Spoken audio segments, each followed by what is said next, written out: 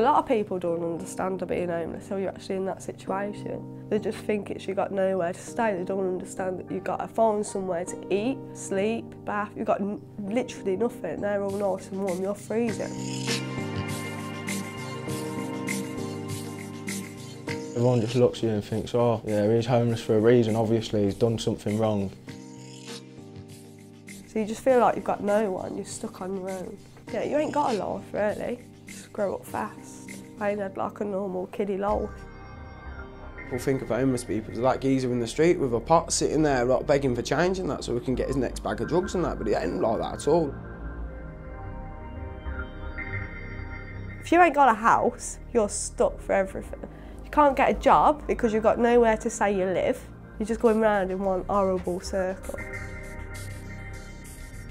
Relationships broke down with my family basically. You're getting thrown out by your parents and that. You feel bad, you feel like no one wants you and that. If no one wants me, then how can you want yourself? I was even living in a shed at one point, like I was living in my sister's shed.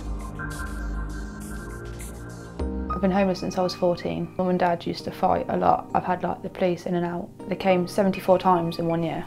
There's only 52 weeks in a year. When I was 11, we were put into refuge. I was in an abusive relationship. I ended up just running away all the time and skipping school. Living with my mum for a bit, and she's an alcoholic. Basically, she couldn't even look after herself, let alone me, and I was only young. She's tried harming me a couple of times, and I had to leave. And I've just been living at friends' houses ever since. I was even fostered once, but I ran away because I just felt like I was causing too much trouble. I should have stayed, really. It was December. Mum had kicked me out. I actually ended up sleeping underneath a car, and it was raining and it was freezing. But I couldn't go back because I knew if I went back, it would all kick off again. I wanted to die. That was the most prominent feeling. The second one was just disbelief that I was actually going through all of it. And more than anything, I just wanted a duvet. If I sat and cried every day, I'd probably sat under that car still. When you haven't eaten for a couple of days, that affects your mood quite a lot. You either want to hurt yourself or someone else. You wake up thinking, oh, am I going to get a place today? Am I going to be stopping like this again tonight? There's loads of dangers out there. Because you've got nowhere to go, the first person to offer you somewhere to go, you take it.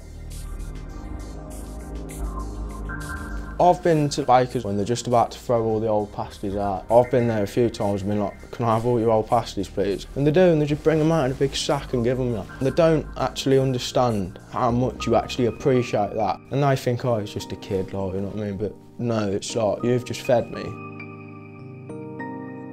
The doorway had been a big help to me, to be fair. It took me about 3 weeks to actually get the funding through, and within the 4th week I had a place. Literally, it stopped a month ago when I came to Doorway.